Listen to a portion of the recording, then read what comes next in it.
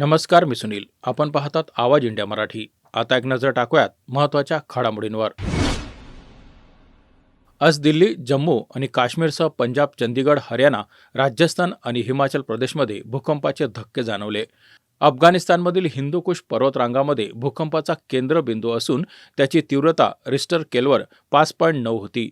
जम्मू काश्मीरच्या काही भागांमध्ये सुमारे 10 ते 15 सेकंद भूकंपाचे धक्के जाणवले, ज्यामुळे लोकांनी घर सोडून पलायन केलं. प्रशासन परिस्थितीवर लक्ष ठेवून आहे.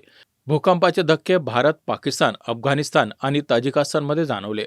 कुपवारा जिल्ह्यातील लोकांमध्ये घबराट पसरली तरी अद्याप जीवितहानी किंवा कोणत्याही मोठ्या नुकसानाची नोंद झालेली नाही. तसेच प्रशासनाने नागरिकांना सतर्क राहण्याचं आवाहन केलं आहे आणि अलर्ट मोड सक्रिय केला आहे. नाशिक जिल्ह्यातील दिंडोरी शहरात शुक्रवारी एक अपघात घडला. शिवाजीनगर परिसरात भरधाव वेगाने जाणारी इर्टिका कार अचानक नियंत्रण सुटून राजूराजे यांच्या विहिरीत कोसळली. या भीषण घटनेत कारमधील सर्व 9 जणांचा पाण्यात बुडून मृत्यू झाल्याची दुर्दैवी माहिती समोर आली आहे. घटनेची माहिती मिळताच स्थानिक नागरिक आणि प्रशासनाने तातडीने बचाव कार्य सुरू केलं. रात्री उशिरापर्यंत शोध मोहीम राबवण्यात आली. क्रेनच्या साहाय्यानं कार विहिरीतून बाहेर काढल्यानंतर त्यात एकूण 9 जण असल्याचं स्पष्ट झालं. मृतांमध्ये 3 ते 4 लहान मुलांचाही समावेश असल्याची माहिती मिळत आहे. सोलापूरच्या माढा तालुक्यातील अंजनगाव खेलोबा येथे छत्रपती शिवाजी महाराजांचा पुतळा अचानक बसवल्यामुळे निर्माण झालेला वाद अखेर शांततामय पद्धतीने मिटवण्यात आलेला आहे. या प्रकरणी दोन्ही समाजांमध्ये एकमत होऊन निर्णय घेण्यात आला आहे. अंजनगावच्या खेलोबा देवस्थानच्या आवारात बसवलेला पुतळा स्थलांतरित केला जाणार असून त्यासाठी नवी जागा शोधण्यासाठी दोन्ही समाजाचे प्रतिनिधी एकत्र येणार आहेत. मागील काही दिवसापासून अंजनगावमध्ये जातीय तेढ निर्माण झाली होती आणि या मुद्द्यावर राज्यस्तरावर चर्चा होऊ लागली होती.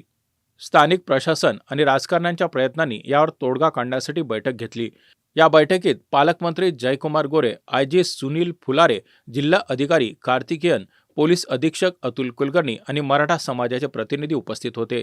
यामुळे यावर यशस्वी तोडगा निघाला. पुतळा बसवलेली जागा देवस्थानच्या मालकीची असल्यानं ग्रामस्थ आणि मराठा समाजाने नवी जागा पसंतीची ठरवली असून आज जागेचा शोध घेतला जाईल. स्थानिक प्रशासन आणि पोलीस अधिकारी गावात फिरून योग्य जागेचे ठिकाण निश्चित करतील.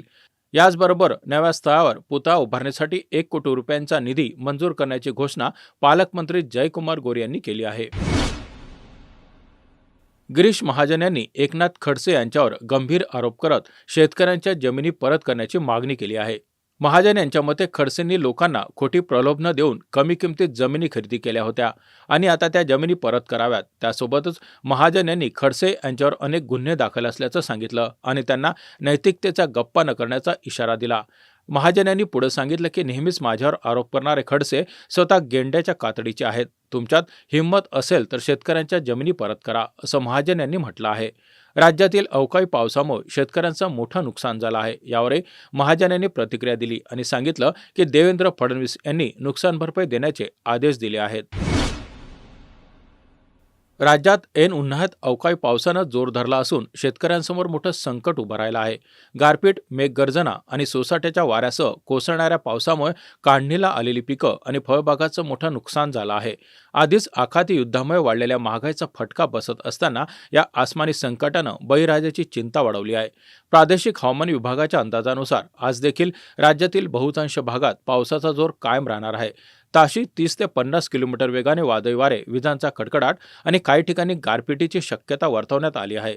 विशेषतः विदर्भ, मराठवाडा आणि मध्य महाराष्ट्रातील 16 जिल्ह्यांना येलो अलर्ट जारी करण्यात आला असून नागरिकांनी आणि शेतकऱ्यांनी सतर्क राहण्याचं आवाहन करण्यात आलं आहे. इराण आणि अमेरिकेमधील वाढत्या तणावाच्या पार्श्वभूमीवर फारसी खाडीत अमेरिकेच्या हवाई दलाला मोठा धक्का बसल्याची घटना समोर आली आहे. अमेरिकन हवाई दलाचं लढाऊ विमान अपघातग्रस्त झालं असून त्याचं मोठं नुकसान झालं आहे. अपघातग्रस्त विमान जे अमेरिकेच्या हवाई दलातील अत्याधुनिक आणि शक्तिशाली विमानांपैकी एक मानलं जातं. हे विमान होर्मुझ खाडीच्या जवळ कोसळल्याची माहिती समोर आली आहे. सुदैवाने अपघातात पायलट सुरक्षित असल्याचं सांगितलं जात आहे. दरम्यान इराणच्या माध्यमांनी दावा केला आहे की त्यांच्या हवाई संरक्षण प्रणालीने या विमानाला लक्ष्य केलं होतं. मात्र या दाव्याची अधिकृत पुष्टी अमेरिकेकडून अद्याप झालेली नाही. इराण अमेरिका संघर्ष आधीच तीव्र झाला असताना या घटनेमुळे परिस्थिती आणखी चिघळण्याची शक्यता वर्तवली जात आहे. IPLच्या 7व्या मॅचमध्ये पंजाब किंगनं चेन्नई सुपर किंगला 5 विकेट्सने हरवलं. या मॅचमध्ये चेन्नई सुपर किंगनं पहिले फलंदाजी करत 209 धावांचं लक्ष दिलं होतं. आयुष मात्रेच्या शानदार 73 धावांच्या खेळसह चेन्नईने 5 बाद 209 धावा केल्या होत्या. पंजाब किंगनं 10 बॉल शिल्लक ठेवून विजय संपादन केला. पंजाब किंगच्या विजयात श्रेयस अय्यर, प्रियांश आर्या, प्रभास सिरन सिंह आणि कुपर कोनाली यांच्या उत्कृष्ट फलंदाजीचा मोठा वाटा होता. या बातमीपत्रात इथेच थांबत आहोत. पाहत रहा आवाज इंडिया मराठी.